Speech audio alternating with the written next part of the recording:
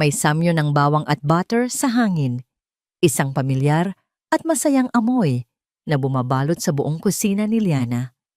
Maingat niyang inayos ang dalawang mamahaling steak sa plato, pinalibutan ng asparagus at mashed potatoes. Ngayong gabi ay espesyal, ang kanilang ika-10 anibersaryo ni Marco. 10 taon, isang dekada ng pagmamahalan, ng pagbuo ng mga pangarap. Napangiti si Liana habang pinagmamasdan ang lamesa na kanyang inihanda. 2 kandila, isang bote ng paborito nilang red wine, at ang mahinang tugtog ng isang romantic jazz song mula sa speakers. Ang lahat ay perpekto. Isang testamento sa perpektong buhay na pinaniniwalaan niyang mayroon sila. Ito ang buhay na pinangarap niya. Isang matagumpay na karera bilang marketing director ng Arawan Textile Corporation, ang kumpanyang itinatag ng kanyang yumaong ama, at isang asawang mapagmahal sa katauhan ni Marco. Isang matinis na tunog ng doorbell ang pumunit sa katahimikan. Napakunot ang noo ni Liana, masyado pang maaga para dumating si Marco. At hindi naman sila nag-e-expect ng bisita. Dahan-dahan siyang naglakad papunta sa pinto, ang kanyang takong ay lumilikha ng mahinang tunog sa makintab na sahig. Nang buksan niya ang pinto, isang lalaking nakauniporme ng isang delivery service ang sumalubong sa kanya. May hawak itong isang maliit at simpleng kahon na kulay brown. "Para po kay Ma'am Liana," sabi ng lalaki, walang emosyon. "Salamat. Kanino galing?" tanong niya, nagtataka. Nagkibit balikat lang ang delivery man. "Wala pong pangalan ng nagpadala, ma'am. Pinabibigay lang po." Kinuha ni Liana ang kahon. Magaan ito. Siguro ay isang sorpresang regalo mula kay Marco. Isang ngiti ang muling sumilay sa kanyang mga labi. Palagi siyang sino-sorpresa ni Marco. Isinara niya ang pinto at inilapag ang kahon sa ibabaw ng coffee table. Umupo siya sa sofa, sabik na buksan ito. Maingat niyang tinanggal ang tape na nakaselyo rito. Ang unang bumungad sa kanya ay isang tumpok ng mga litrato. Nakangiti niyang kinuha ang nasa ibabaw, ngunit biglang nanigas ang kanyang mga daliri. Ang nangiti sa kanyang muka ay unti-unting naglaho, napalitan ng pagkalito. Nasa litrato si Marco, nakangiti, at may kasama siyang ibang babae. Isang babaeng hindi niya kilala, nakasabit sa braso ni Marco na para bang sila ang mag-asawa. Masaya sila, masyadong masaya. Naramdaman ni Liana ang pagbilis ng tibok ng kanyang puso. Isa-isa niyang tiningnan ang mga sumunod na litrato. Si Marco at ang babae, kumakain sa isang restaurant. Si Marco at ang babae, magkayakap habang nanonood ng sunset sa isang dalampasigan. Sa bawat litrato, isang piraso ng kanyang mundo ang nadudurog. At pagkatapos ay dumating ang pinakamasakit. Isang litrato kung saan nakahawak ang kamay ni Marco sa isang bilog na tiyan. Ang tiyan ng babae. Halata ang pagbubuntis nito. At sa mukha ni Marco, mayroong isang uri ng galak na matagal nang hindi nakikita ni Liana sa kanya. Hindi na siya makahinga. Ang hangin ay tila naubos sa loob ng silid. Sa ilalim ng mga litrato, may 2 pang piraso ng papel. Nanginginig ang kamay na kinuha niya ang mga ito. Isang kopya ng flight ticket, pangalan ni Marco at ng babae. Papuntang Amerika. One way. Ang pangalawa ay isang medical record mula sa isang ospital sa California. Kinukumpirma nito ang pagbubuntis at ang pangalan ng ama na nakalista. Marco. Binitiwan ni Liana ang mga papel. Nahulog ang mga ito sa sahig na parang mga tuyong dahon. Napayuko siya at naramdaman niya ang unti-unting pag-init ng kanyang mga mata. Isang butil ng luha ang pumatak sa kanyang kamay. 10 taon. Isang kasinungalingan. Kasabay ng pagbagsak ng kanyang luha, ang pagbukas ng pinto. "Mahal?" Ang boses ni Marco. Masigla at puno ng pagmamahal. Napatayo si Liana. Mabilis na pinunasan ang kanyang mga pisngi. Huli na para itago ang kahon. Nakita na ito ni Marco sa mesa. Ano yan, mahal? Isang maagang anniversary gift para sa akin? Tanong niya, nakangiti habang papalapit. Hindi alam ni Liana kung ano ang sasabihin. Ang kanyang dila ay parang nakasemento. Ang kanyang utak ay sumisigaw. Ngunit walang salitang lumalabas sa kanyang bibig. Hinalikan siya ni Marco sa pisngi. Hindi napansin ng lalaki ang lamig ng kanyang balat o ang kawalan ng buhay sa kanyang mga mata. Happy anniversary, mahal ko. Bulong nito. At may inabot na isang maliit na velvet box para sa nag-iisa kong reyna. Binuksan niya ang regalo, isang magandang kwintas na may diamante. Sa ibang araw, ito sana ang pinakamasayang sandali ng kanyang buhay. Ngunit ngayon, ang kislap ng diamante ay parang nangungutya. Nagustuhan mo ba? Tanong ni Marco. Pinilit ni Liana ng ngumiti. Isang nangiting basag at walang laman. Oo, Marco. Ang ganda. Ikaw lang ang mamahalin ko, Liana. Habang buhay. Sabi ni Marco, niyakap siya ng mahigpit.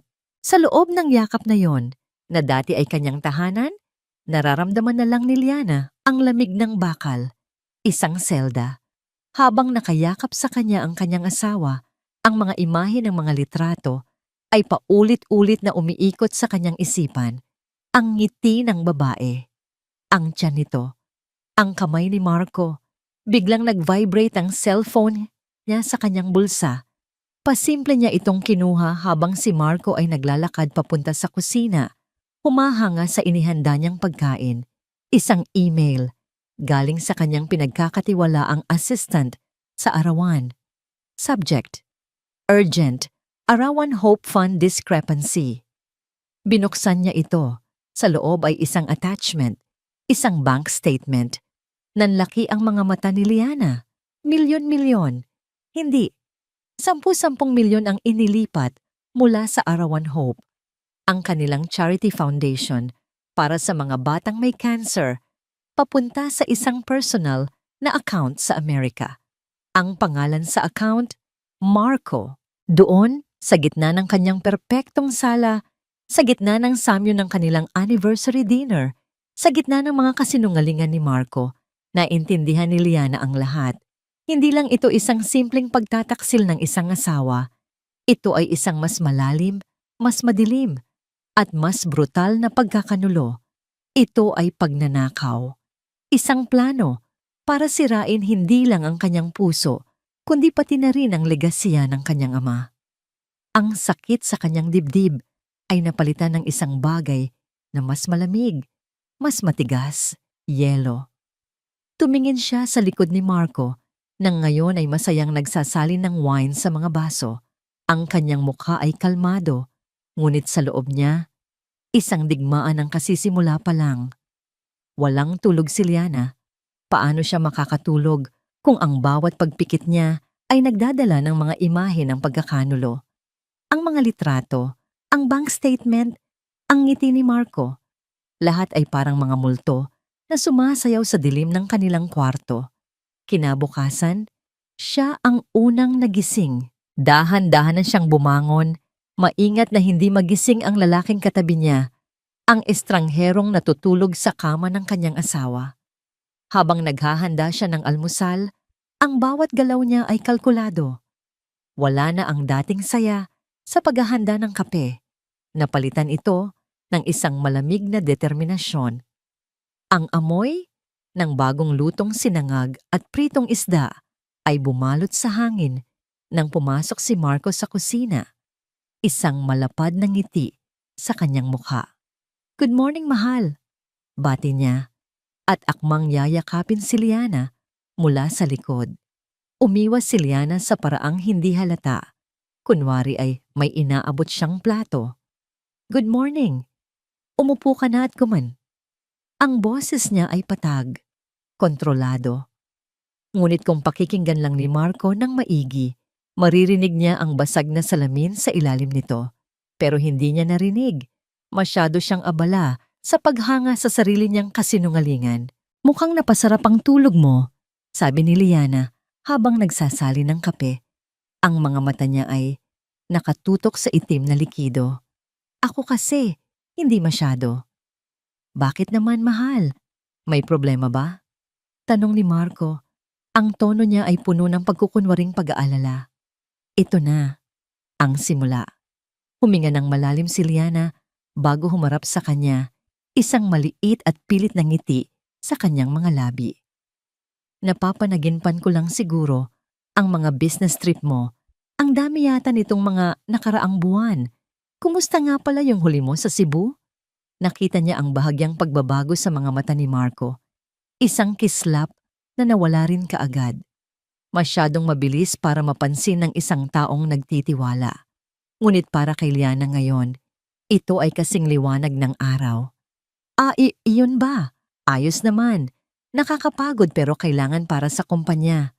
Sagot ni Marco at sumubo ng sinangag. Alam mo na, kailangan nating magtrabaho ng doble para sa kinabukasan natin. Para sa kinabukasan ninyo gusto sanang isigaw ni Liana, ngunit nanatili siyang kalmado. May mga naririnig kasi ako. Pagpapatuloy niya, maingat ang bawat salita. May mga kumakalat na tsismis tungkol sa'yo. Natigilan si Marco sa pagsubo. Tsismis? Anong tsismis? Bago pa man makasagot si Liana, isang boses ng babae ang pumuno sa kanilang kusina.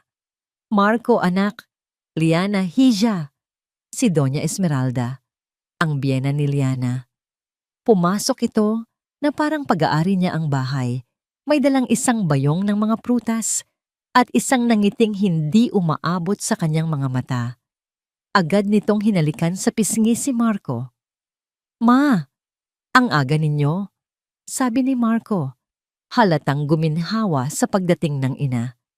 Namiss ko lang ang aking unikuhiho, sabi ni Doña Esmeralda at saka bumaling kay Liana. Ang ngiti nito ay matamis, ngunit ang tingin ay matalim. Hija, mukhang pagod ka. Huwag mong masyadong pinapabayaan ang sarili mo. Masyado ka yatang tutok sa trabaho sa arawan. Mabuti na lang at nandyan si Marco para saluhin ang mga responsibilidad. Ang bawat salita ay isang patutsada. Isang maliit na karayom na tumutusok sa balat ni Liana. Ayos lang po ako, mama, sagot ni Liana. Pinipilit panatilihin ang galang sa kanyang boses. Ano nga palang pinag-uusapan ninyo at mukhang seryoso? Tanong ni Doña Esmeralda, umupo ito sa tabi ni Marco na parang isang reyna. Si Marco ang sumagot, bumalik ang kumpiyansa sa kanyang boses ngayong nariyan na ang kanyang kakampi. Si Liana, ma. May mga naririnig daw siyang chismis tungkol sa akin. Sigurado akong gawa-gawa lang yan ng mga kalaban natin sa negosyo. Mga taong gustong sirain tayo. Hinawakan ni Marco ang kamay ni Liana sa ibabaw ng lamesa. Ang init ng kanyang palad ay parang apoy na pumapaso sa kanya. Mahal, huwag kang maniniwala sa kanila. Tayo ang target nila. Gusto nilang paghiwalayin tayo para humina ang arawan. Dinagdagan pa ito ni Doña Esmeralda. Tama si Marco. Liana, dapat ay mas matalino ka riyan. Huwag mong hayaang sirain ng inggit ng iba ang maganda ninyong pagsasama. Ang pamilya, ang pinaka-importante sa lahat. Pamilya. Gustong matawa ni Liana sa kaplastikan ng salitang iyon. Napapaligiran siya ng dalawang ahas. Ang kanilang mga dila ay humahabi ng isang lambat ng kasinungalingan. Ginagawa siyang kontrabida sa sarili niyang kwento. Pinapalabas siyang paranoid, isang asawang walang tiwala. Sumuko siya. Sa ngayon, siguro nga, sabi ni Liana, yumuko. Siguro ay dala lang ito ng pagod. Pasensya na, Marco. Nakita niya ang tagumpay sa mga ngiti ng mag-ina. Akala nila ay naniwala na siya. Akala nila ay nanalo na sila. Pagkaalis ni Doña Esmeralda at pagpasok ni Marco sa banyo para maligo, mabilis na kumilos si Liana. Ang galit na pinigilan niya kanina ay naging isang malamig na enerhiya. Pumasok siya sa maliit na home office ni Marco. Sa ilalim ng mesa, sa lugar na hindi madaling makita, idinikit niya ang isang maliit na bagay.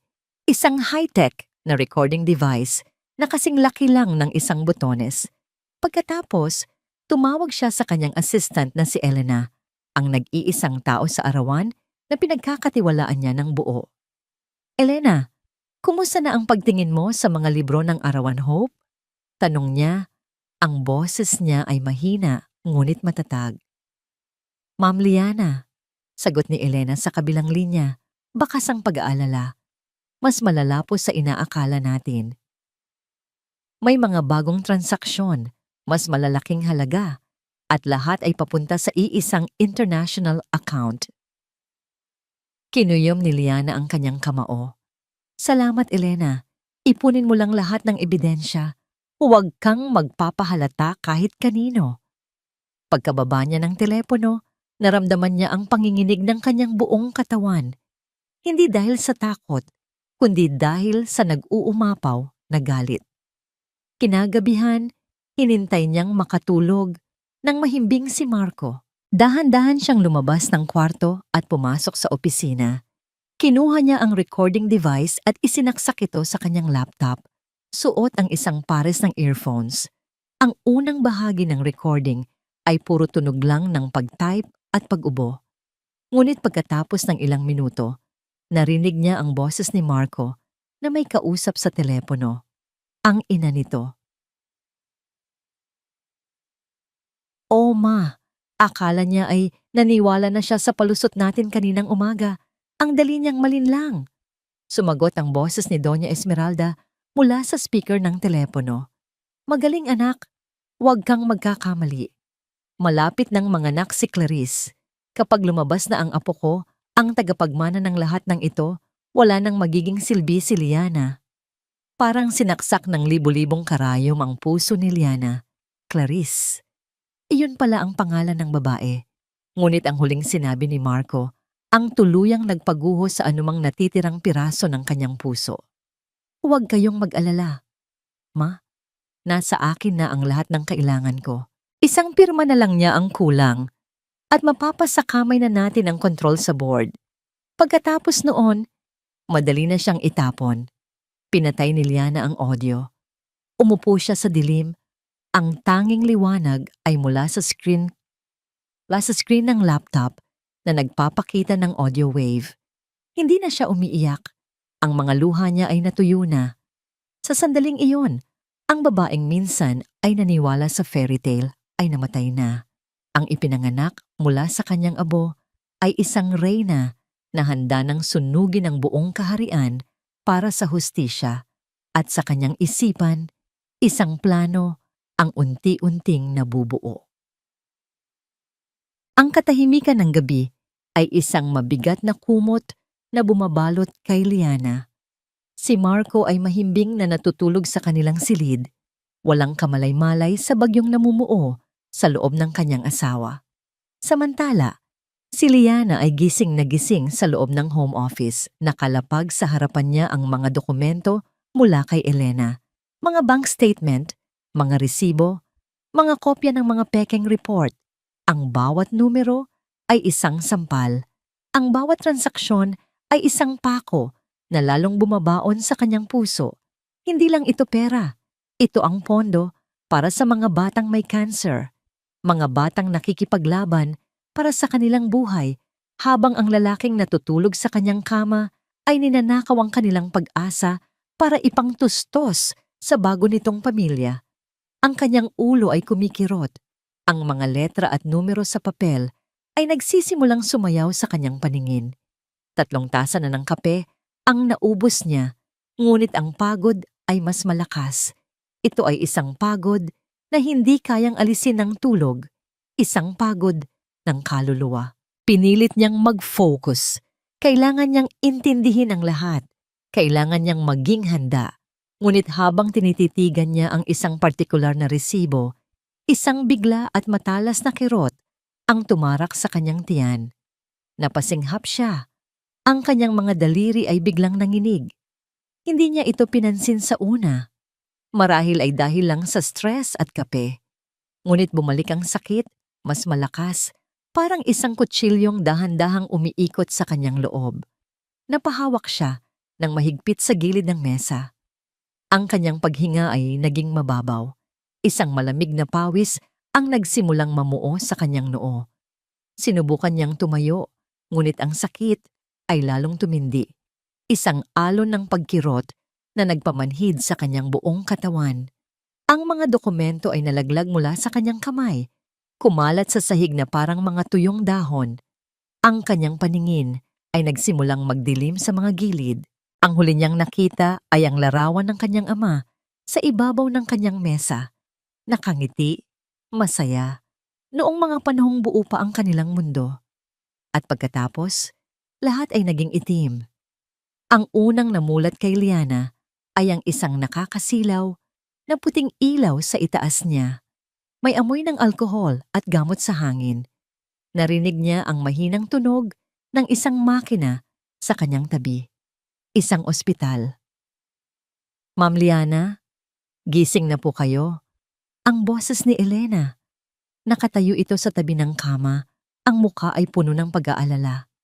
Elena, anong nangyari? Hirap na tanong ni Liana. Ang kanyang lalamunan ay tuyong-tuyo. Natagpuan ko po kayo sa sahig ng office ninyo kaninang umaga. Agad ko po kayong dinala dito. Paliwanag ni Elena, inaabutan siya ng isang basong tubig. Tinawagan ko po si Sir Marco, pero hindi niya sinasagot ang telepono niya. Isang mapait na ngiti ang sumilay sa labi ni Liana. Siyempre hindi. Marahil ay abala ito sa pakikipag-usap sa bago nitong pamilya. Mas mabuti na rin siguro ito. Sa laban na haharapin niya, hindi niya kailangan ng mga pagkukunwari. Maya-maya, isang doktor na may edad na, seryoso ang muka, ang pumasok sa silid. May hawak itong isang folder. Good morning, Mrs. Sandoval. I'm Dr. Santos. Pagpapakilala nito. Tumingin ito kay Elena. Maari mo ba kaming iwanan sandali? Tumango si Elena at lumabas. Ngunit bago isara ang pinto, ay binigyan niya si Liana ng isang tingin na puno ng suporta. Naiwan silang dalawa ng doktor. Ang katahimikan ay binasag lang ng mahinang tunog ng mga aparato. Nag-conduct kami ng ilang tests, Mrs. Sandoval, kasama na ang endoscopy at biopsy. Simula ni Dr. Santos, ang kanyang boses ay kalmado ngunit mabigat. Base sa mga resulta, huminto ito sandali, tila naghahanap ng tamang salita. Sa sandaling iyon, alam na ni Liana. Naramdaman niya ang lamig na gumapang mula sa kanyang mga paa, paakyat sa kanyang buong katawan. May nakita kaming tumor sa inyong tiyan, pagpapatuloy ng doktor. It's malignant. You have stage 1 stomach cancer. Stomach cancer. Ang dalawang salitang iyon ay umalingaw-ngaw sa loob ng kanyang isipan na parang isang bombang sumabog sa gitna ng katahimikan. Hindi siya kumibo. Hindi siya huminga. Ang buong mundo ay tila huminto sa pag-ikot. Ito ang unang sentensya, ang hatol ng karamdaman. The good news is, it's still in its early stage. Malaki ang tsansa na magamot ito sa pamamagitan ng surgery at chemotherapy. Sabi ng doktor, sinubukang magbigay ng pag-asa. Ngunit ang isip ni Liana ay lumipad sa ibang lugar, sa ibang panahon. Bigla niyang naalala ang kanyang ama. Naalala niya ang mga huling buwan nito, ang pamumutla, ang pangangayayat, ang parehong sakit sa tiyan na palagi nitong iniinda. Naalala niya ang amoy ng ospital na naging pangalawang tahanan nila. Naalala niya ang itsura ng kawalan ng pag-asa sa mga mata nito. Doktor, nagsalita si Liana. Ang kanyang boses ay basag. Pareho ito ng sakit ng papa ko. Tumango ang doktor. May lungkot sa kanyang mga mata. I know, I was one of his doctors at iyon ang isa pang bagay na kailangan nating pag-usapan. Tumingin ito ng diretso kay Liana. Ang uri ng cancer na ito lalong lumalala dahil sa matinding stress. Sa kaso ng ama mo, ang stress mula sa negosyo ang isa sa mga nagpabilis sa pagkalat nito. Sa iyong kaso, Mrs. Sandoval, ano man ang pinagdadaanan mo ngayon, kailangan mo itong itigil dahil ang stress ang magiging pinakamalaki mong kalaban. Iyon ang pangalawang sentensya. Hindi lang ito isang sakit, ito ay isang hatol na pinabilis. kung hindi man sinimulan ng pagkakanulo ni Marco, ang lalaking pinangakuan niyang mamahalin habang buhay ay ang siya ring dahan-dahang pumapatay sa kanya. Pagkaalis ng doktor, dahan-dahang bumangon si Liana mula sa kama. Nananakit ang kanyang buong katawan. Gamit ang IV stand bilang suporta, naglakad siya papunta sa banyo. Tumingin siya sa salamin. Ang babaeng nakatingin pabalik sa kanya ay maputla. May maitim na bilog sa ilalim ng mga mata at may bakas ng sakit sa kanyang mukha. Mukha siyang talunan. Mukha siyang biktima. Ngunit nang titigan niya ang kanyang mga mata, may iba siyang nakita. Sa likod ng pagod at sakit, may isang apoy na nagsisimulang magliyab. Isang apoy na hindi nagmula sa pag-ibig, kundi sa purong galit at determinasyon. Dati, ang laban niya ay para sa kumpanya, para sa legasiya ng kanyang ama. Ngayon, iba na. Ang laban na ito ay para sa kanyang buhay. Ang paghihiganti ay hindi na lang isang pagpipilian. Ito ay naging isang pangangailangan. Isang karera, laban sa oras. Kailangan niyang manalo, hindi lang laban kay Marco, kundi laban sa sakit na kumakain sa kanya mula sa loob. Kailangan niyang mabuhay. Bumalik siya sa kama, kinuha ang kanyang cellphone at nag-dial ng isang numero mula sa isang business card na matagal na niyang itinago. Isang card na ibinigay sa kanya ng isang kaibigan para sa oras ng pangangailangan. Sumagot ang nasa kabilang linya sa pangalawang ring. Law Office of David Reyes. Kailangan ko ng abogado, sabi ni Liana. Ang kanyang boses ay hindi na nanginginig. Ito ay malamig, matatag, at puno ng panganib. Yung pinakamagaling. Wala pang isang oras, isang lalaking matangkad, nakasuot ng isang matalim na business suit, ang pumasok sa kanyang silid. Ang kanyang presensya ay nagpapahiwatig ng kumpiyansa at talino. Siya si David Reyes. Pinagmasdan niya si Liana. Ang kanyang mga mata ay matalas.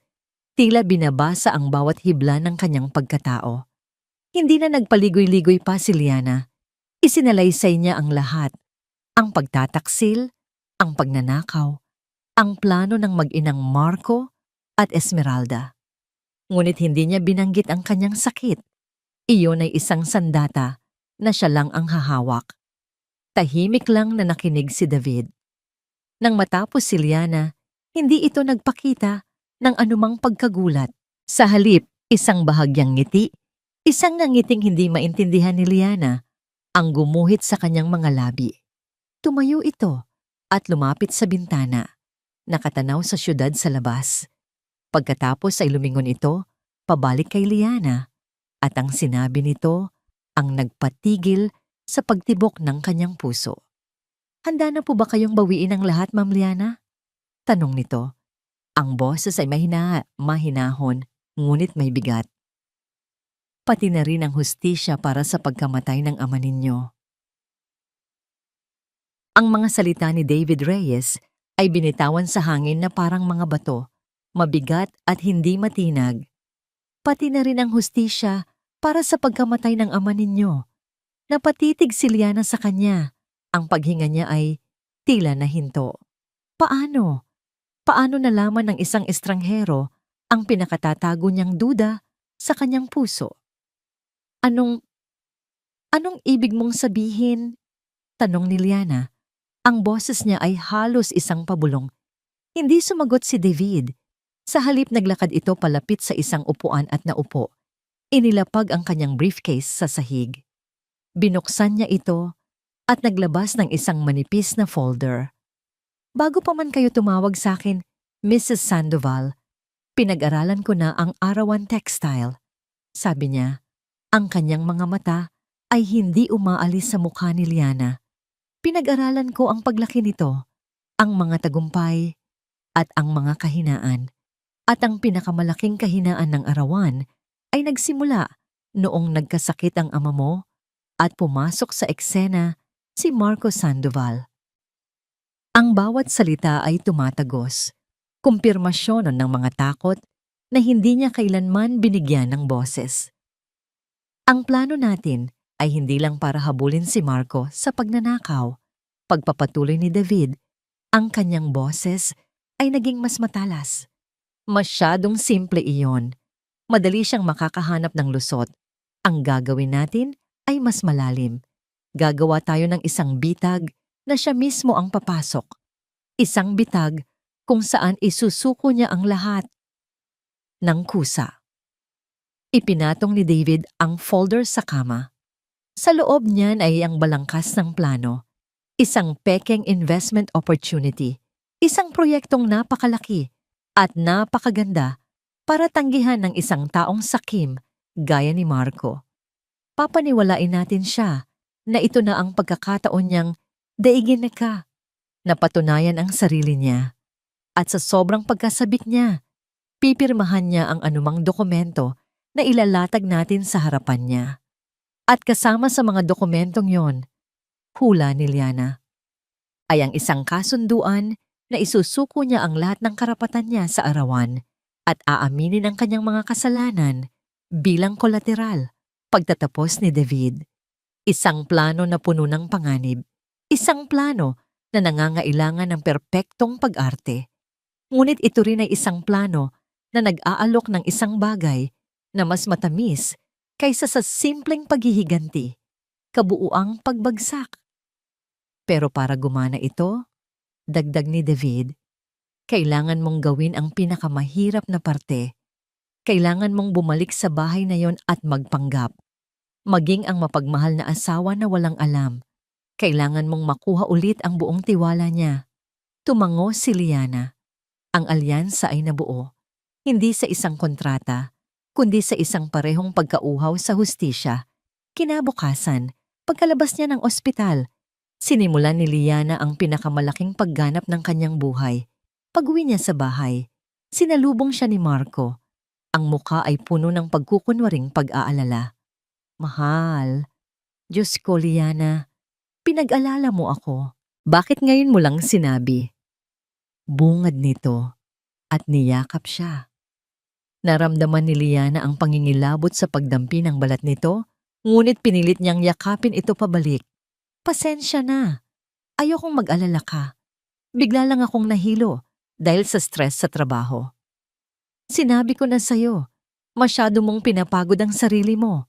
Sabi ni Marco, hinahaplos ang kanyang buhok. Mabuti pa, magpahinga ka muna. Ako na ang bahala sa lahat.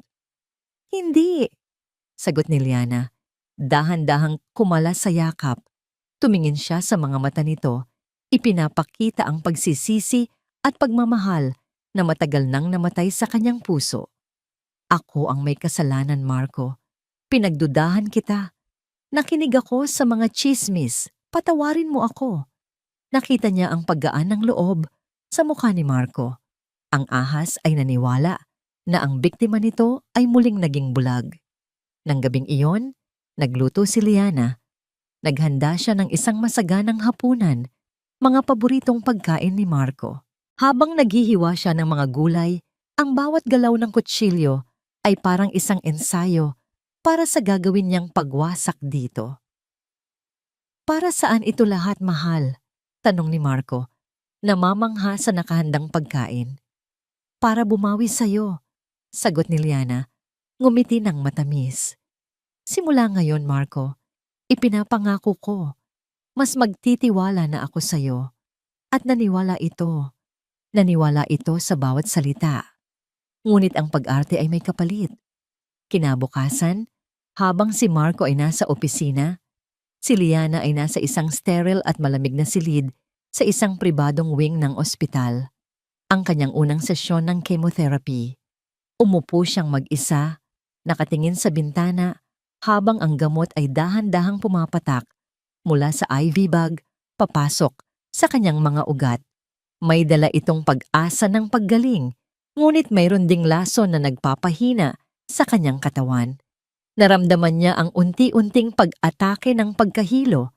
Napapikit siya ng mariin. Ang tapang na ipinapakita niya sa harap ni Marco ay unti-unting nauubos sa loob ng silid na ito.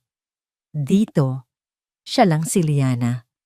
Isang babaeng nasasaktan, natatakot, at nangungulila. Isang butil ng luha ang pumatak mula sa kanyang mga mata, sinundan ng isa pa, ngunit hindi ito mga luha ng pagkatalo.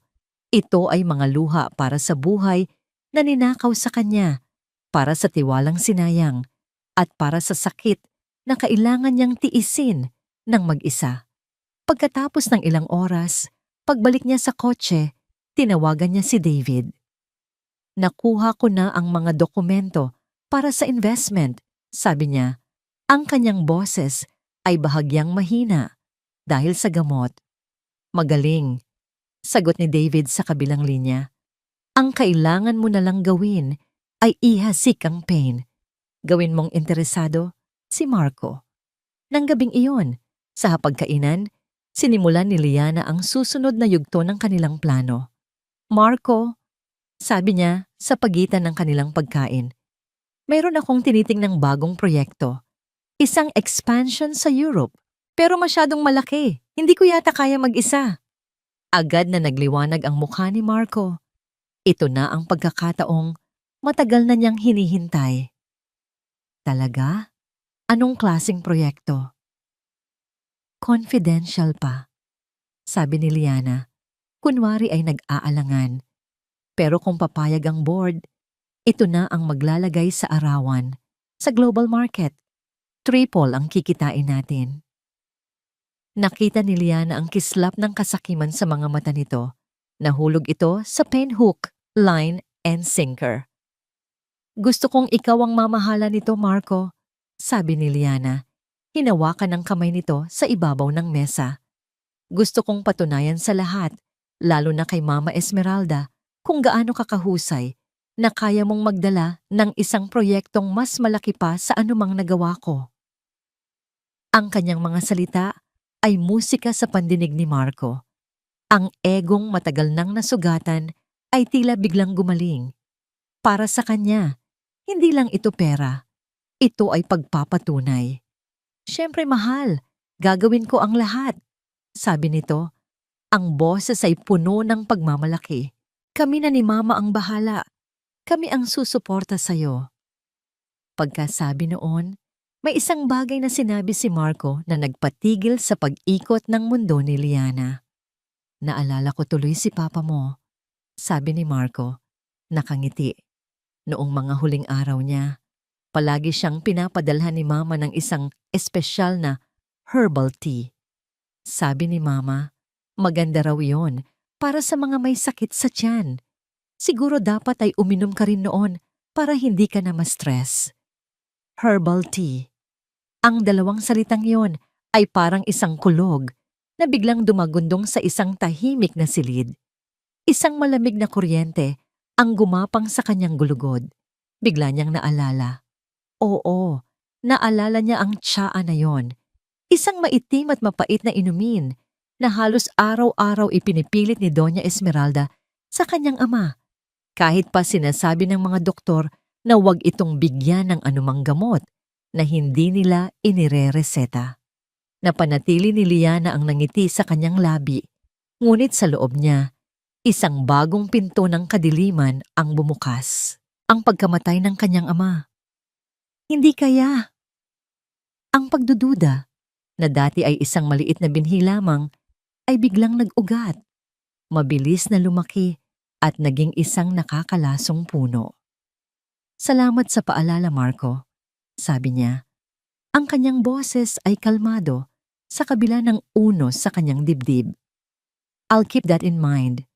Ang gabi ay lumalim at kasabay nito, lumalim din ang misteryo at ang bigat ng laban na kailangan niyang harapin.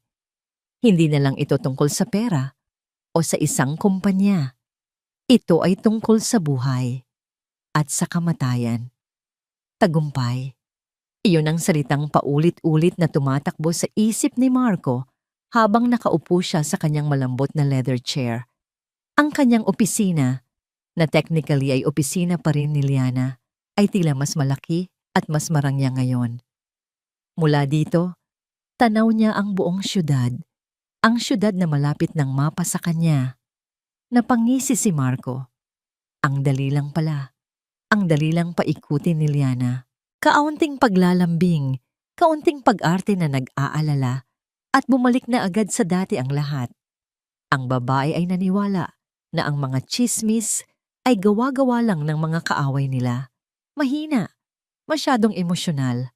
At ngayon, inilatag pa nito sa kanyang harapan ang pinakamalaking proyekto ng arawan, ang European Expansion. Ang proyektong magpapatunay sa lahat, lalo na sa board of directors, na mas magaling siya, na hindi lang siya basta asawa ng CEO. Biglang nag-ring ang kanyang private cellphone, isang numero mula sa Amerika. Napasimangot siya. "Hello?" Sagot niya. Medyo inis. "Marco, bakit ngayon mo lang sinagot? Kanina pa ako tumatawag." Isang naiiyak na boses ng babae ang sumagot. Si Clarice. "Nasa meeting ako." Pagsisinungaling ni Marco. "Anong kailangan mo? Tumawag ka lang kapag importante." "Importante to. Kulang na ang perang pinadala mo. Ang mahal ng check-up dito, Marco. At kailangan ko nang bumili ng mga gamit para sa baby. Para sa anak mo." Napahilot si Marco sa kanyang sentido. "Nagpadala na ako last week." "Ano ba naman yan, Clarice? Huwag kang magastos." "Hindi ako magastos. Ikaw ang nagsabi na dito ako manganak sa Amerika. Ikaw ang may gustong magkaroon ng tagapagmana. Ngayon, panindigan mo." Oo na. Putol ni Marco. "Magpapadala ako ulit. Itigil mo na ang pag-iyak. Tumawag ka na lang ulit next week." Binabaan niya ito ng telepono. Hay nako, ang mga babae talaga. Pero kailangan niya si Clarice. Kailangan niya ang batang dinadala nito. Ang batang yun ang kanyang susi sa tuluyang pag-angkin sa yaman ng mga arawan. Habang nag-iisip siya, ang intercom sa kanyang mesa ay tumunog. Ang boses ng kanyang sekretarya. "Sir Marco, nasa line 1 po si Doña Esmeralda." Napalunok si Marco. Biglang nanuyo ang kanyang lalamunan nang marinig ang pangalan ng ina. Agad niyang pinindot ang button. "Ma? Marco?" Ang malamig na boses ng kanyang ina ang sumagot. "Walang kumusta? Walang anak? Nakausap mo na ba si Liana tungkol sa sinabi ko?" "Alin po doon, ma?"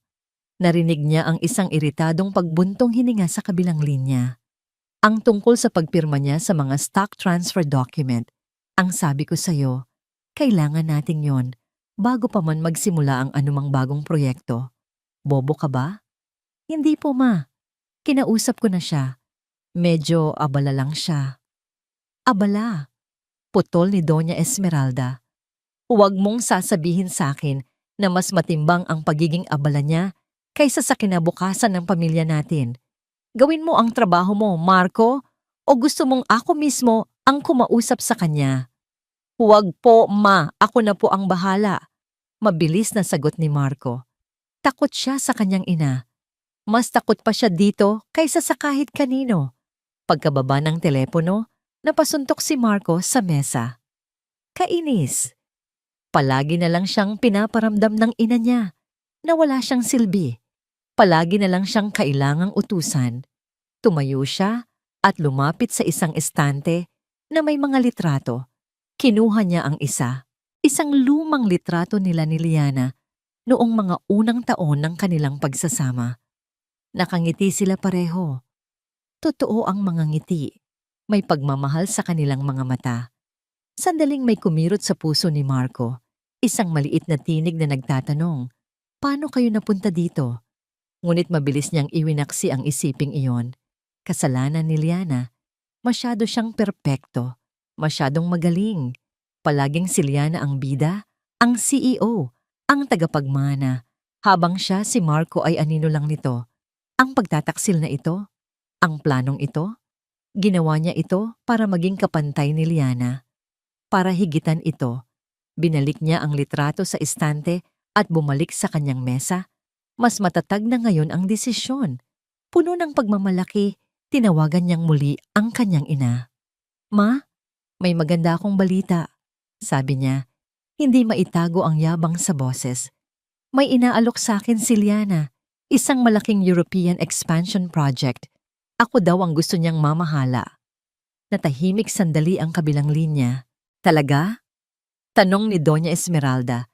Sa unang pagkakataon ay nagkaroon ng interes sa boses nito. Kung ganoon, mas lalo mong kailangan ng pirma niya sa mga stock document. Sabihin mo, kailangan iyon para ma-liquidate ang ilang assets bilang paunang pondo para sa proyekto mo. Ipakita mo sa kanya na seryoso ka. Napangiti si Marco. Ang galing talaga ng kanyang ina. Opo, ma. Iyon nga po ang gagawin ko. Naramdaman niya ang pagmamalaki sa sarili. Sa wakas, isang bagay na maipagmamalaki niya sa kanyang ina. Magaling, sabi ni Doña Esmeralda, at bago nito ibaba ang telepono, may sinabi itong isang pangungusap na nagpatindig ng lahat ng balahibo sa katawan ni Marco. Isang pangungusap na ibinulong sa isang malamig at kaswal na paraan na para bang sinasabi lang ang oras. Huwag kang mag-alala, anak. Kung paano ko pinadali ang pagkawala ng ama niya, ganoon din kadali nating aalisin si Liliana sa landas natin. Ang bawat araw ay isang pagsubok sa pagganap ni Liana. Sa umaga, siya ang CEO ng Arawan Textile. Puno ng kumpiyansa, matalas mag-isip, at namumuno sa mga board meeting na may awtoridad na hindi matitinag. Ngunit sa likod ng kanyang mga mata, isang sekreto ang nagtatago. Ang proposal para sa Q4 ay kailangang maging mas agresibo. Sabi niya, sa isang pagpupulong, ang kanyang boses ay malinaw at matatag. Ngunit sa ilalim ng mesa, ang kanyang kamay ay mahigpit na nakakuyom para pigilan ang panginginig.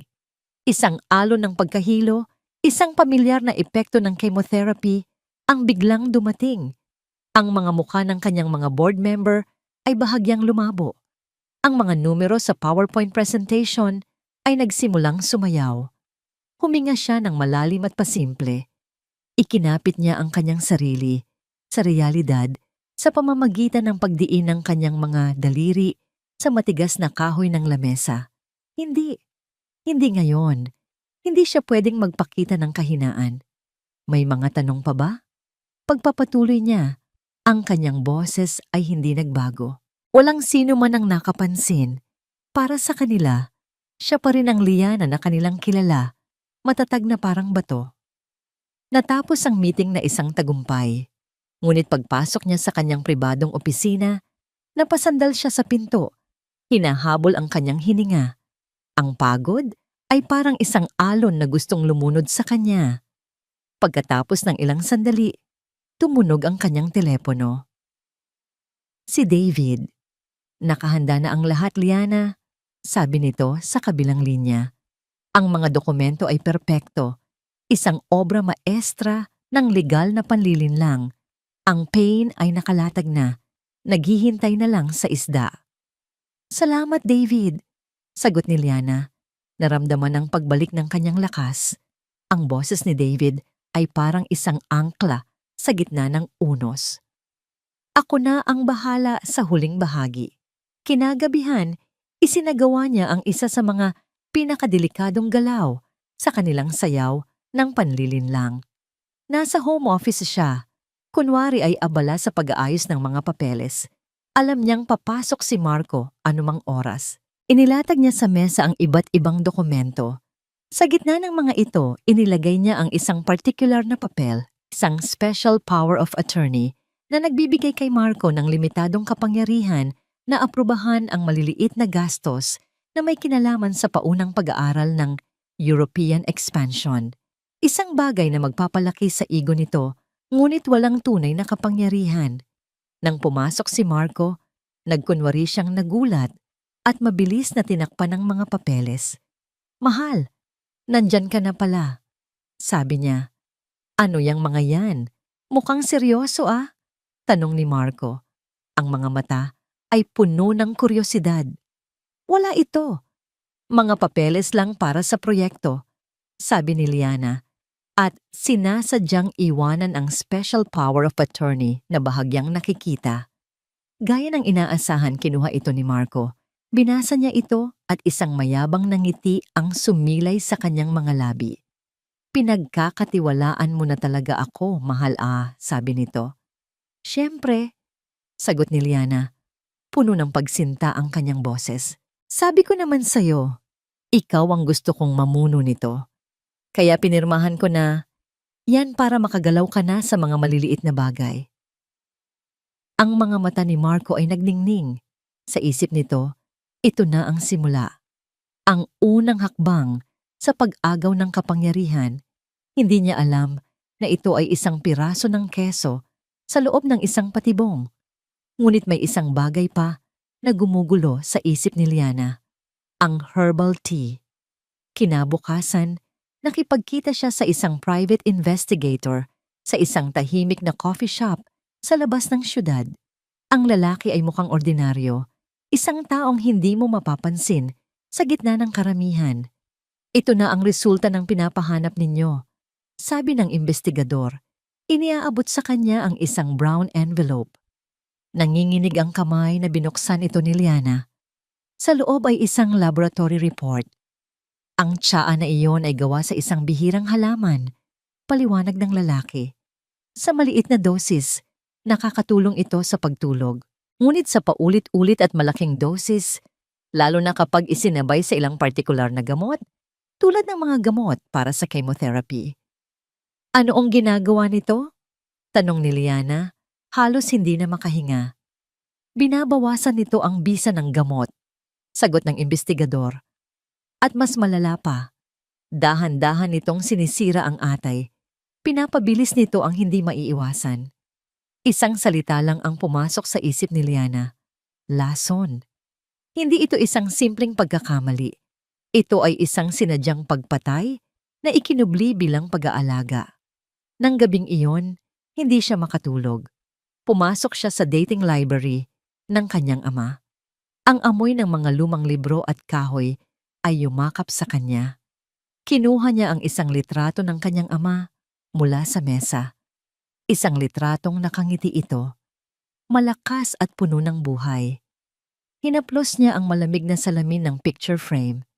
Ang mga alaala ay bumalik na parang isang baha. Ang pag-insister ni Doña Esmeralda na ipainom ang tsa. Ang unti-unting panghihina ng kanyang ama. Ang pagkalito ng mga doktor kung bakit hindi ito tumutugon sa gamot. At siya, nandoon siya. Pinapanood ang lahat. Bulag sa katotohanang nasa harapan na niya. Ang mga luha ay nagsimulang tumulo mula sa kanyang mga mata. Mga luhang mainit at puno ng galit. Ngayon naiintindihan ko na, Papa. Bulong niya sa katahimikan. Ang kanyang boses ay basag. Pinanood ko silang patayin ka. Sa sandaling iyon, ang paghihiganti ay hindi na lang para sa kanya. Ito ay para na rin sa hustisya na ipinagkait sa kanyang ama. Pinunasan niya ang kanyang mga luha. Ang kalungkutan ay napalitan ng isang bakal na determinasyon. Pagbalik niya sa kanilang silid, nakita niyang gising pa si Marco.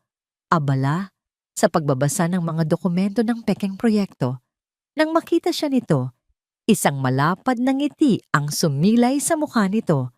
Ang ngiti ng isang ahas na sigurado na sa kanyang tagumpay. Inilapag nito ang isang makapal na folder sa harapan ni Liana.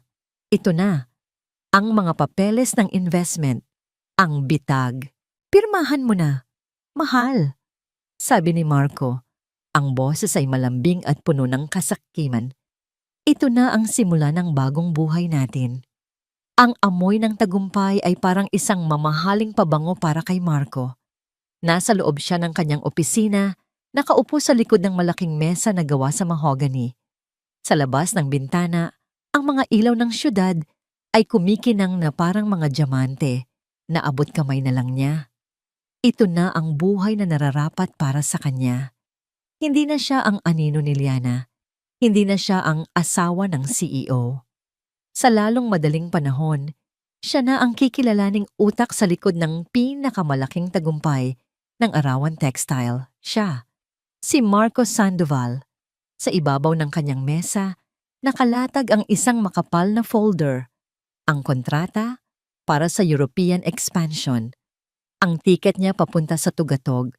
Isang ngisi ang gumuhit sa kanyang mga labi. Sa wakas, nakuha na niya ang basbas ni Liana. Matapos ang ilang linggong pag-arte, paglalambing, at pagpapakita ng kakayahan sa pamamagitan ng paggamit sa special power of attorney na ibinigay nito. Tuluyan nang nahulog sa kanyang mga kamay ang buong tiwala ng asawa. Tiwala, isang bagay para sa mga mahihina. Inumpisahan niyang basahin muli ang kontrata.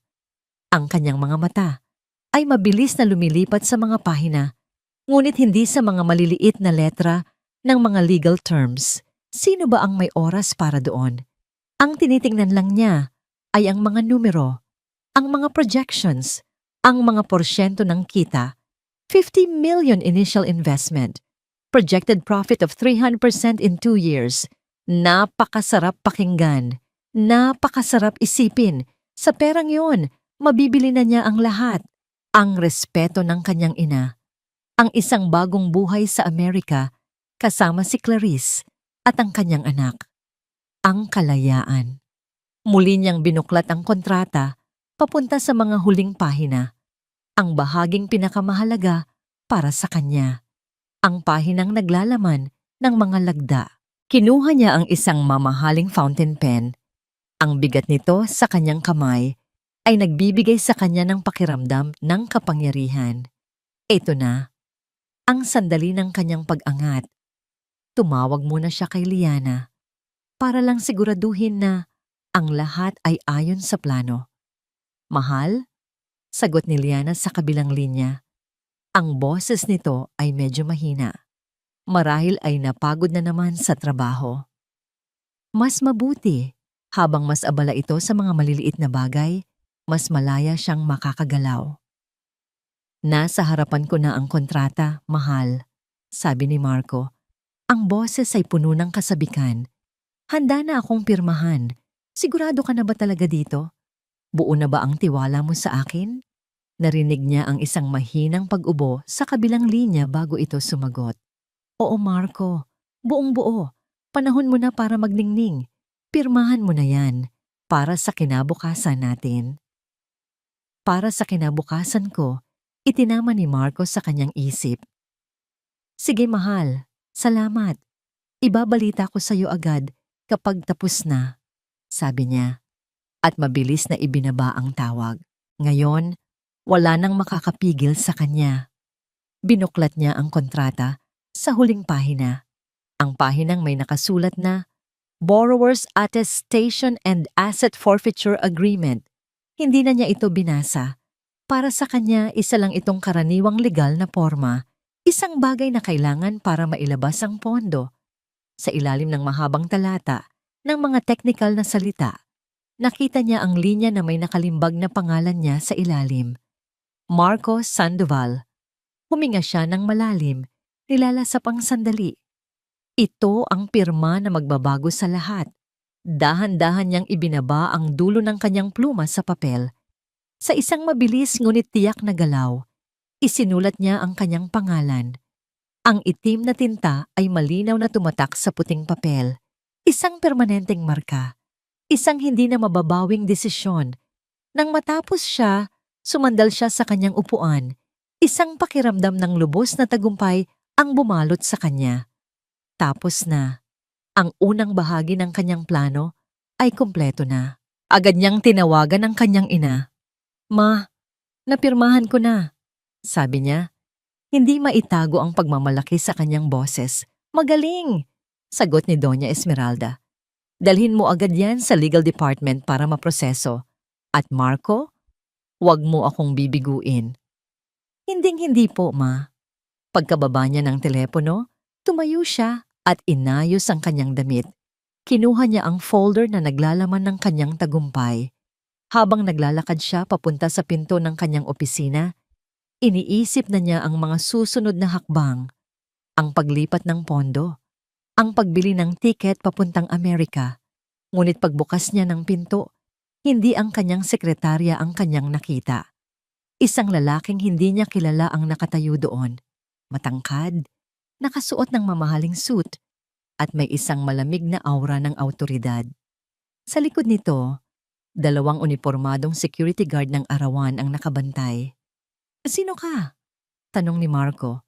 Nagtataka. Ang lalaki ay hindi sumagot. Sa halip, ang mga mata nito ay tumingin sa folder na hawak ni Marco. Tapos ka na pala, sabi ng lalaki. Ang boses ay kalmado, ngunit may pahiwatig ng panganib. Ako si David Reyes, ang abogado ni Mrs. Liana Sandoval. Biglang kinabahan si Marco. Abogado? Bakit kailangan ni Liana ng abogado? Dahil sa dokumentong hawak mo, sagot ni David, at dahan-dahang inilahad ang kanyang kamay. Kung hindi mo mamasamain, nag-aalangan man ay ibinigay ni Marco ang folder. Binuklat ito ni David ng diretso sa huling pahina, ang pahinang may sariwang pirma. Alam mo ba kung ano ang pinirmahan mo, Mr. Sandoval? Tanong ni David. Hindi inaalis ang tingin sa papel. Ang kontrata para sa European expansion, mayabang na sagot ni Marco. Isang maliit at mapang-asar na ngiti ang gumuhit sa labi ni David. Hindi. Ang pinirmahan mo ay isang legal at notaryadong pag-amin. Isang pag-amin na ninakaw mo ang mahigit 100 milyong piso mula sa Arawan Hope Foundation. At bilang kabayaran, kusang loob mong isinusuko ang lahat ng iyong shares, posisyon at anumang karapatan sa Arawan Textile Corporation. Parang isang malakas na sampal ang mga salitang yon. Nanlaki ang mga mata ni Marco. Agad niyang inagaw pabalik ang folder at binasa ang mga maliliit na letra na binaliwala niya kanina. Lahat ay nandoon. Nakasulat sa legal na lengguwahe. Malinaw. Hindi maikakaila. Nabitawan niya ang folder. Ang kanyang mga tuhod ay biglang nanghina. Hindi to pwede. Nanginginig na sabi ni Marco. Isang bitag to. Tumingin si David sa kanya. Ang mga mata nito ay walang emosyon. Malamig na parang yelo. Mr. Marco, sabi ni David sa isang mababa at pinal na tono. Sa ngalan ni CEO Liana at ng Arawan Textile, tapos na ang lahat para sa'yo. Nasa loob ng kanyang silid sa ospital si Liana, nakaupo sa gilid ng kama, hawak niya ang kanyang cellphone, hinihintay ang tawag ni David. Ang tagumpay ay abot kamay na. Ang plano ay gumana ng perpekto. Ngunit sa halip na makaramdam ng saya, isang kakaibang bigat ang kanyang nararamdaman. Ang bawat paghinga ay tila isang pakikibaka. Ang laso ng chemotherapy at ang laso ng pagtataksil ay sabay na gumugupo sa kanyang lakas. Nang tumunog ang telepono, agad niya itong sinagot. Liana, ang kalmadong boses ni David ang narinig niya. It's done. Pumirma na siya. Isang buntong hininga ng ginhawa ang kumawala kay Liana. Salamat, David. Maraming salamat. Walang anuman. Ang mga security ay kasama na siya ngayon papunta sa legal department. Ang susunod na hakbang ay ipatawag ang board at ipakita sa kanila ang ebidensya. Ngunit bago pa man matapos ni David ang kanyang sasabihin, isang ingay mula sa telebisyon sa sulok ng silid ang kumuha sa atensyon ni Liana. Isang breaking news report at ang nasa screen ay ang kanyang mukha. Ay nakatanggap ng mga ulat mula sa isang mapagkakatiwalaang source, sabi ng news anchor na si Mrs. Liana Sandoval, ang respetadong CEO ng Arawan Textile, ay kasalukuyang dumaranas ng isang matinding mental breakdown. Nanigas si Liana. Ang cellphone ay halos mabitawan niya. Ayon sa aming source na malapit sa pamilya, pagpapatuloy ng reporter, si Mrs. Sandoval ay nagpapakita ng mga sintomas ng paranoia at delusions sa loob ng ilang linggo. Ang kanyang mga desisyon sa negosyo ay naging erratic at mapanganib. May mga alingas-ngas din na ang kanyang biglaang pagkakasakit ay hindi pisikal, kundi isang resulta ng kanyang pabago-bagong estado ng pag-iisip. Ang kanyang sakit, ang kanyang pinakatatagong sekreto, ginagamit itong sandata laban sa kanya. Liana, anong nangyayari? Tanong ni David sa kabilang linya, halatang naririnig ang balita.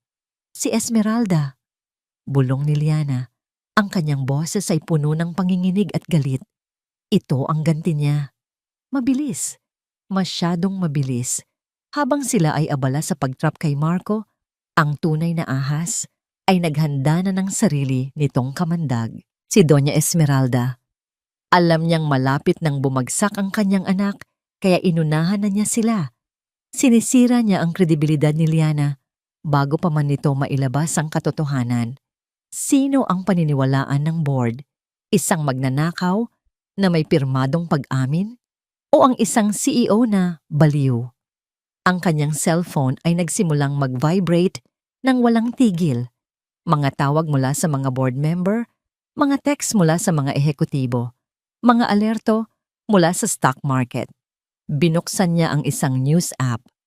Ang headline ay sumalubong sa kanya na parang isang malakas na suntok sa sikmura.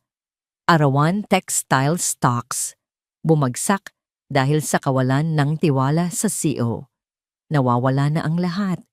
Ang kumpanyang ipinaglaban niya, ang pangalan na iningatan ng kanyang ama, lahat ay guguho na parang isang kastilyong buhangin. Kasabay ng pagbagsak ng lahat, naramdaman niya ang isang pamilyar na kirot sa kanyang tiyan. Ngunit ngayon, ito ay mas matalas, mas brutal. Napayuko siya. Hawak ang kanyang tiyan. Ang sakit ay umaakyat. Nilalamon ang kanyang buong katawan. Liana, anong nararamdaman mo? Liana! Sigaw ni David sa telepono. Hindi na siya makasagot. Ang kanyang paningin ay nanlalabo. Isang nurse ang pumasok sa silid na alarma sa kanyang itsura. Ma'am, tatawag po ako ng doktor. Ang huling narinig ni Liana ay ang nag-aalalang boses ni David bago siya lamunin ng kadiliman. Pagmulat niya, nasa kama na ulit siya. Si Dr. Santos ay nakatayo sa kanyang tabi. Ang muka ay mas seryoso kaysa dati. Liana, sabi ng doktor sa isang mahinahon ngunit apurahang tono. Nagkaroon ng komplikasyon. Kailangan ka naming operahan. Ngayon na. Hindi na ito pwedeng ipagpaliban. Operasyon. Sa gitna ng kaguluhan, sa gitna ng pagbagsak ng kanyang mundo. Maya-maya, pumasok si David sa silid, ang muka ay puno ng pag-aalala. David! Hirap na sabi ni Liana. Nagpatawag sila ng emergency board meeting. Sabi ni David, ang kanyang boses ay mabigat.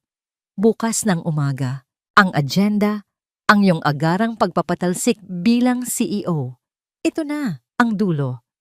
Nanalo siya sa isang laban, ngunit mukhang matatalo siya sa buong digmaan. Tumingin siya sa bintana.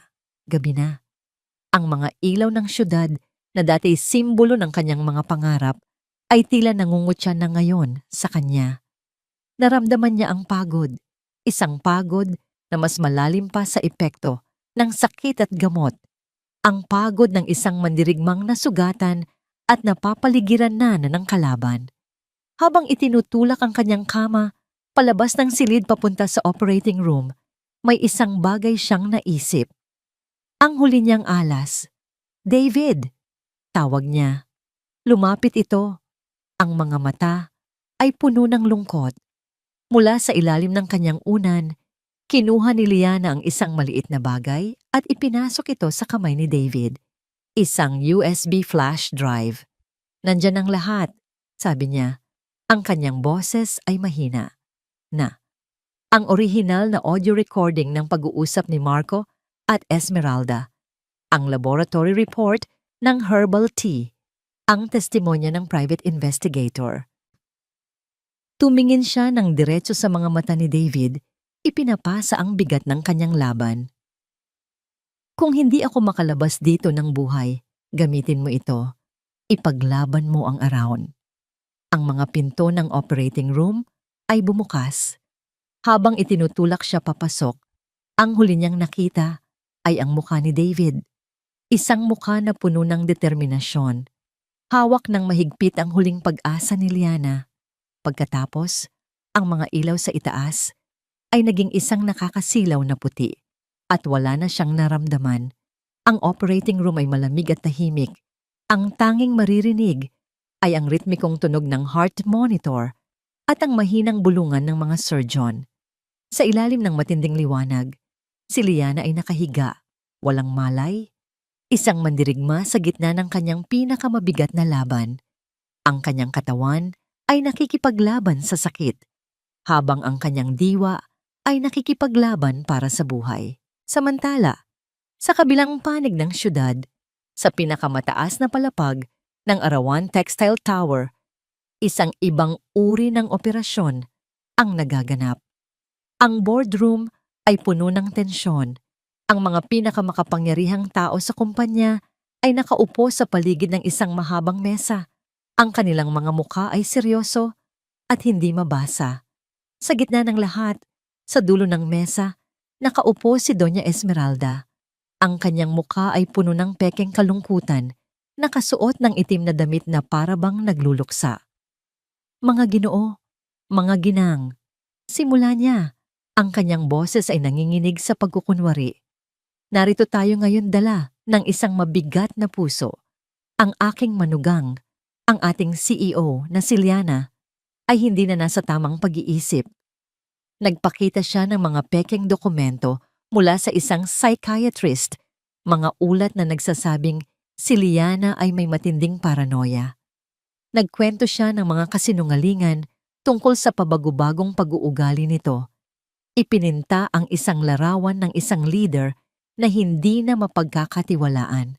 Ang kanyang huling desisyon, pagpapatuloy niya, ang pagpirma sa isang European Expansion Project na wala man lang masusing pag-aaral, ay nagpapatunay lamang sa kanyang kawalan ng kakayahan. Dahil sa kanyang kapabayaan, ang aking anak na si Marco ay napilitang pumirma sa mga mapanlinlang na dokumento na inihanda niya. Siya ang biktima. Sila ang biktima. Iyon ang istoryang kanyang inihahain. Ang mga board member ay nagbubulungan. Ang ilan ay mukhang kumbinsido. Ang iba ay nag-aalinlangan. Handa na silang magbutuhan. Ang pagpapatalsik kay Liana ay halos sigurado na. At dahil dito, sabi ni Doña Esmeralda, itinaas ang kanyang boses para sa huling pasabog. Hinihiling ko ang inyong boto para alisin si Liana Sandoval sa kanyang posisyon bilang CEO at iluklok ang isang taong may tunay na malasakit sa kumpanya. Ang aking anak, si Marco Sandoval. Ngunit bago pa man may makapagsalita, ang mga pinto ng boardroom ay bumukas ng malakas. Lahat ay napalingon. Nakatayo doon si David Reyes, mag-isa. Ang kanyang presensya ay kalmado, ngunit may dalang bigat na nagpatahimik sa buong silid. Pasensya na kung naabala ko kayo, sabi ni David. Naglalakad papasok. Ngunit meron lang akong gustong iparinig sa inyo bago kayo magdesisyon. Sino ka? Wala kang karapatan dito. Sigaw ni Doña Esmeralda. Ang pagkukunwari ay napalitan ng inis. Hindi siya pinansin ni David. Mula sa kanyang bulsa, kinuha niya ang isang maliit na digital recorder at inilagay ito sa gitna ng mesa. Pinindot niya ang play. Ang unang narinig ay ang boses ni Marco. Oma, akala niya ay naniwala na siya sa palusot natin kaninang umaga. Ang dali niyang malinlang. Sunod ang boses ni Doña Esmeralda. Magaling anak, huwag kang magkakamali. Malapit ng manganak si Clarice. Kapag lumabas na ang apo ko, wala nang magiging silbi si Liana. Isang kolektibong paghinga ng pagkagulat ang maririnig sa silid. Si Doña Esmeralda ay namutla. At pagkatapos, ang huling bahagi ng recording. Huwag kang mag-alala anak. Kung paano ko pinadali ang pagkawala ng ama niya, ganoon din kadali nating aalisin si Liana sa landas natin. Katahimikan. Isang katahimikan na mas malakas pa sa anumang sigaw. Ang tinutukoy niyang pagpapadali, sabi ni David. Kinuha ang isang folder at inilatag ang mga laman nito sa mesa. Ay ang pagbibigay ng isang herbal tea na, ayon sa pagsusuri ng laboratorio, ay nakakalasong isabay sa gamot para sa cancer. Ang mga board member ay napatayo. Ang kanilang mga mukha ay puno ng galit at hindi makapaniwala. Mga kasinungalingan, lahat yan ay gawa-gawa lang. Desperadong sigaw ni Doña Esmeralda, ngunit huli na ang lahat. Ang mga pinto ay muling bumukas. Sa pagkakataong ito, mga pulis ang pumasok at kasama nila isang lalaking nakaposas at nakayuko, Wasak na wasak ang itsura. Si Marco, nang makita ni Marco ang kanyang ina at ang mga tingin ng lahat ng tao sa silid, bumagsak siya. Totoo, totoo ang lahat. Humagulgol siya. Patawarin niyo ako. Utos lang niya ang lahat. Ang lahat ng natitirang lakas ni Doña Esmeralda ay nawala. Habang papalapit sa kanya ang mga pulis, dala ang isa pang posas, ang kanyang mukha ay nag-iba. Ang maskara ng isang kagalang-galang na matriarch ay nalaglag at ang lumabas ay ang mukha ng isang desperadong kriminal. Kasalanan niya to. Kasalanan lahat ni Liana. Sigaw niya habang kinakabitan ng posas. Masyado siyang perpekto. Hindi siya marunong yumuko. Hindi siya nababagay sa pamilya namin. Habang hinihila siya palabas, ang kanyang mga sigaw ay umalingaw-ngaw sa buong hallway, isang huling iyak ng isang reynang nawalan ng korona. Sa ospital, ang tunog ng heart monitor ay nagbago. Naging mas matatag, mas malakas. Tumingin ang lead surgeon sa kanyang mga kasama at tumango. Stable na siya. Tapos na tayo dito. Ang pulang ilaw sa labas ng operating room na nagsasabing in use ay namatay. Tapos na ang operasyon, ngunit wala pang nakakaalam kung ano ang naging resulta. Ang unang naramdaman ni Liana ay ang sikat ng araw sa kanyang pisngi. Mainit at banayad. Isang pakiramdam na matagal na niyang hindi naramdaman. Dahan-dahan niyang iminulat ang kanyang mga mata. Malabo sa simula, ngunit unti-unting luminaw. Ang una niyang nakita ay ang puting kisame. Pagkatapos ay ang mga puting dingding. Nasa isang pamilyar na silid siya. Ang kanyang silid sa ospital. Ngunit merong kakaiba. Ang hangin ay tila mas magaan. Ang katahimikan ay hindi na mabigat, kundi mapayapa. Sinubukan niyang gumalaw. May kirot siyang naramdaman sa kanyang tiyan. Ngunit hindi na ito ang dating sakit na parang kutsilyong tumatarak. Ito ay isang kirot ng paggaling. Iginilid niya ang kanyang tingin. At doon, sa isang upuan sa tabi ng kanyang kama, nakita niya ito. Si David. Nakaupo ito, ang ulo ay bahagyang nakasandal sa pader, natutulog. Ang kanyang karaniwang matalim na business suit ay bahagyang lukot. Mayroon siyang ilang araw na balbas na nagsisimulang tumubo. Mukha siyang pagod, ngunit kahit sa pagtulog, ang kanyang presensya ay nagbibigay ng pakiramdam ng seguridad. Gaano na kaya siya katagal dito? Parang naramdaman ni Liana na may nakatingin sa kanya. Dahan-dahang gumalaw si David. Imunulat nito ang kanyang mga mata. Sa simula ay may pagkalito. Ngunit nang makita niyang gising na si Liana, isang malinaw na ginhawa ang bumalatay sa kanyang mukha. Liana, sabi nito, ang kanyang boses ay bahagyang paos. Agad itong tumayo at lumapit sa kama. Gising ka na. Tumango si Liana. Ano? Anong nangyari? Isang maliit na ngiti. Isang tunay na ngiti. Ang unang beses na nakita ni Liana sa mga labi ni David. Naging matagumpay ang operasyon, sabi nito. Sabi ng doktor, nakuha nila ang lahat. Malinis ka na, Liana. Malinis. Ang salitang yon ay parang isang musika sa kanyang pandinig. Isang bigat na matagal na niyang pasan-pasan ang tila biglang nawala. Napapikit siya at isang luha ang dumaloy mula sa kanyang mga mata. Ngunit sa pagkakataong ito ay luha ng pasasalamat. Ang board meeting! Tanong niya. Tapos na. Sagot ni David. Dahan-dahan, ikinuwento niya ang lahat. Ang pagpapatugtog ng audio recording, ang paglalabas ng mga ebidensya, ang pagdating ng mga pulis, ang pagbagsak ni Marco, ang desperadong pagsigaw ni Doña Esmeralda. Habang nakikinig si Liana, hindi siya nakaramdam ng galak sa paghihiganti. Sa halip, isang malalim na kalungkutan ang kanyang naramdaman para sa lahat ng nasayang. Ngunit kasabay nito ay ang isang malaking kapayapaan. Sa wakas, tapos na ang digmaan. Si Marco at ang kanyang ina ay nakakulong na, walang piyansa. Pagtatapos ni David, Ang Arawan Textile ay ligtas na.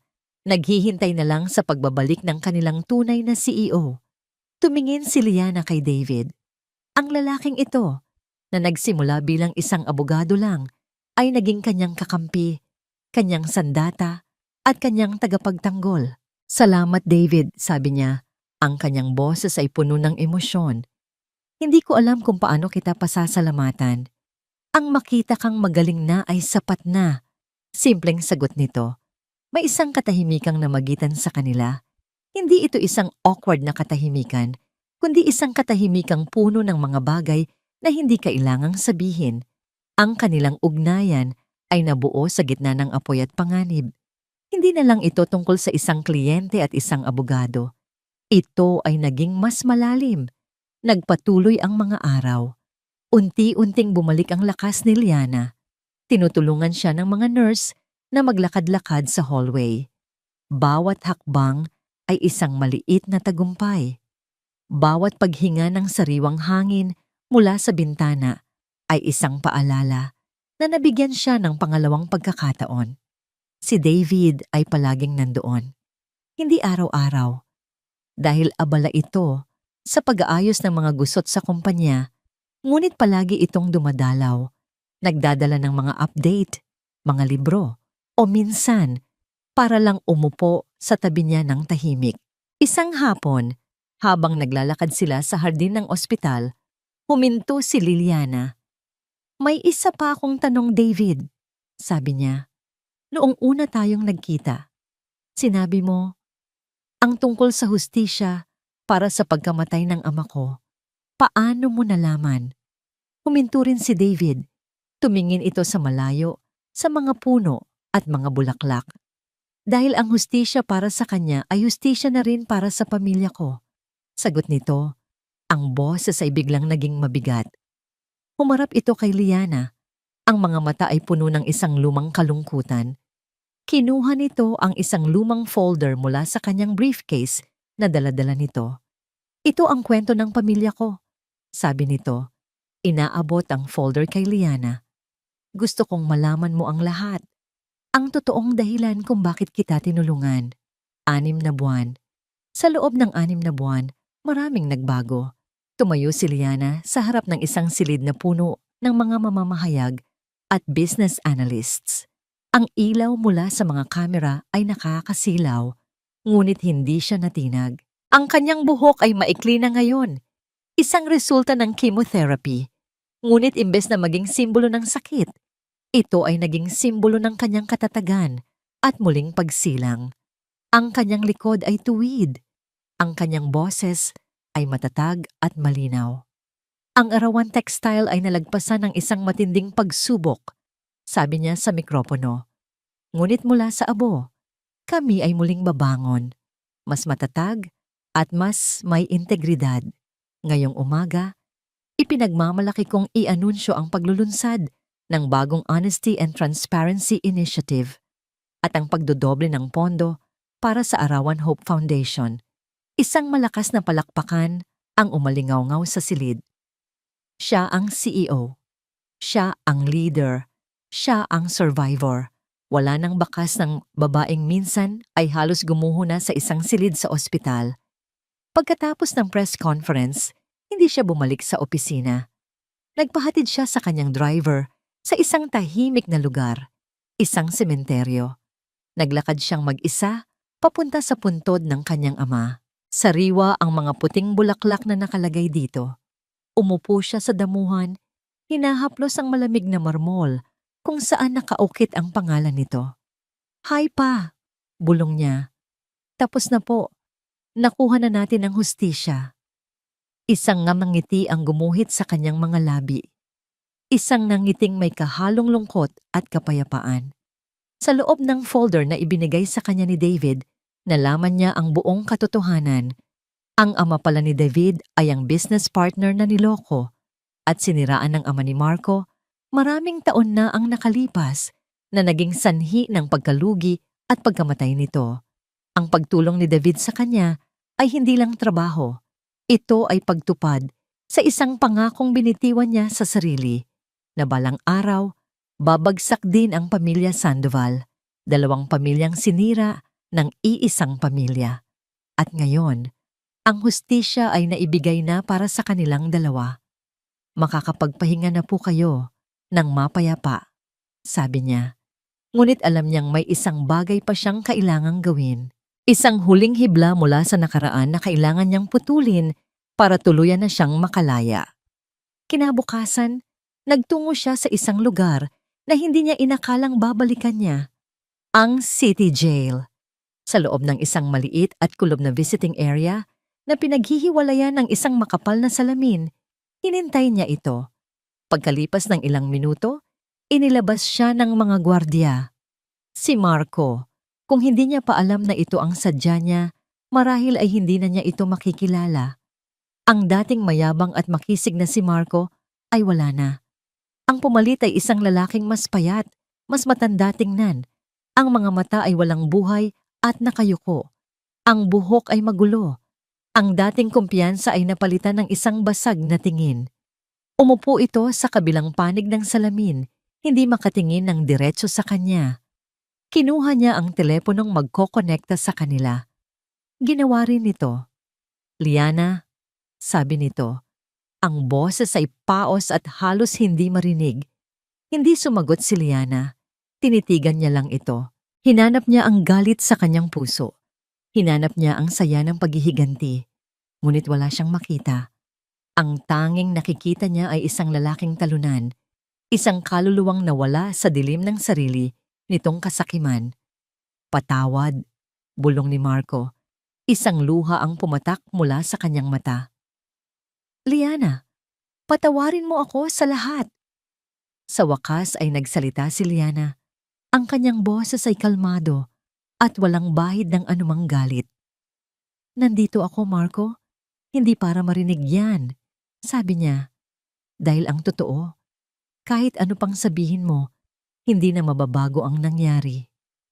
Tumingin ito sa kanya. Ang mga mata ay puno ng pagkalito. Nandito ako para sa sarili ko. Pagpapatuloy ni Liana. Huminga siya ng malalim at binitawan ang mga salitang magpapalaya sa kanya. Marco, pinapatawad kita. Nanlaki ang mga mata ni Marco. Hindi ito makapaniwala. Pinapatawad kita. Ulit ni Liana. Hindi para sa'yo, kundi para sa akin. Pinapatawad kita para hindi ko na kailangang dalhin pa ang bigat ng galit sa puso ko. Pinapatawad kita para tuluyan na akong makalaya sa'yo at sa lahat ng sakit na idinulot mo. Mula ngayon, ang buhay ko ay akin na ulit. Pagkasabi noon, ibinaba na niya ang telepono. Hindi na niya hinintay ang sagot nito. Tumayo siya at, nang hindi na muling lumingon, naglakad siya palabas ng bilangguan. Paglabas niya, ang sikat ng araw ay sumalubong sa kanya. Nakasandal sa isang kotse sa di kalayuan si David, naghihintay. Ngumiti ito nang makita siya. Kinagabihan, nakatayo silang dalawa sa rooftop ng Arawan Textile Tower. Tanaw nila ang buong syudad, isang karagatan ng mga kumikinang na ilaw. Ang hangin ay sariwa at malamig. Ano na ang susunod na plano mo? Tanong ni David. Itatayo kong muli ang arawan, sagot ni Liana. Ang mga mata ay nakatuon sa abot tanaw. Gagawin ko itong isang kumpanyang maipagmamalaki, hindi lang ni Papa, kundi ng lahat ng empleyado nito. Isang lugar na binuo sa katatagan at katapatan. Tumingin siya kay David. Ikaw? Ano naman ang plano mo? Ngumiti si David. Ang misyon ko ay tapos na. Siguro, panahon na para magsimula ng bago. Hindi sila nagsalita tungkol sa pag-ibig. Hindi sila nagsalita tungkol sa sila. Pero sa pagitan nila, may isang pangunawa. Isang koneksyon na nabuo sa gitna ng digmaan at pinanday ng hustisya. Ang kanilang pinag-usapan ay mga plano, mga pangarap, ang hinaharap. Maganda ang arawan mula dito sa taas, sabi ni David. Oo, sagot ni Liana. Isang tunay at payapang nangiti ang sumilay sa kanyang mga labi. arawan, isang bagong araw. Tumingin si David sa kanya. Ang mga ilaw ng syudad ay naglalaro sa kanyang mga mata. At bawat bagong araw ay nangangailangan ng magandang simula. Paano kung simulan natin bukas sa isang tasa ng kape? Walang agenda, walang kaso, kape lang. Ang simpleng alok ay may dalang bigat ng isang bagong kabanata. Ito ay hindi na tungkol sa paghihiganti o hustisya. Ito ay tungkol sa dalawang taong nakatayo sa dulo ng isang mahabang digmaan, nag-ayang maglakad nang sabay papasok sa kapayapaan. Tumingin si Liana sa mga mata ni David at, sa unang pagkakataon, pagkatapos ng napakatagal na panahon, ang kanyang puso ay nakaramdam ng isang mainit at pamilyar na kislap. Hindi ng sakit, kundi ng pag-asa. Okay, sagot niya, at ang kanyang nangiti ay lalong lumawak. Kape lang. Isang ngiti ang sinukli ni David. Isang nangiting nagpapahiwatig ng lahat ng bagay na hindi pa nila kailangang sabihin. Walang nang ibang salitang namutawi sa pagitan nila. Tanging ang marahang ihip ng hangin at ang tahimik na pangako ng bukas sa ilalim ng libu-libong bituin at ilaw ng syudad. Ang dalawang kaluluwang sinubok ng apoy ay sabay na tumanaw sa hinaharap. Ang pinakamadilim na gabi ay ganap nang natapos, at ang kanilang bagong umaga, sabay na nilang sasalubungin. At dito nagtatapos ang kwento ni Liana at David. Mahal naming mga mambabasa, sa bawat kwentong ating nilalakbay, may kasama itong isang paglalakbay din para sa aming mga manunulat. Ang pagsulat ng kwentong ito, ang buhay ni Liana at Marco, ang kanilang mga pagsubok, ang kanilang mga luha at tagumpay, ay isang karanasan na hindi ko malilimutan. Naramdaman ko ang bawat kirot ng pagkakanulo, ang bawat pag-asa sa pagbangon, at ang bawat pintig ng puso na muling natutong magmahal at magpatawad. Sa pamamagitan ng kwentong ito, nais kong iparating ang ilang bagay na sa pinakamadilim na gabi, laging mayroong bukang liwayway na naghihintay, na ang pagpapatawad, kahit gaano pa kahirap, ay hindi lamang para sa taong pinatawad, kundi para na rin sa ating sariling kalayaan. At higit sa lahat, na ang pag-ibig, ang tunay na pag-ibig, ay hindi natatapos sa kasinungalingan o kasakiman, kundi sa katapatan, katatagan, at pag-asa. Sana'y naramdaman ninyo ang bawat emosyon, ang bawat aral na hatid ng kwentong ito. Maraming salamat sa inyong paglalakbay kasama namin. Ang inyong pagsubaybay, ang inyong mga tawa at luha, ang siyang nagbibigay buhay sa bawat salita. Nais kong marinig ang inyong mga saloobin. Ano ang mga eksenang pinakanagmarka sa inyo?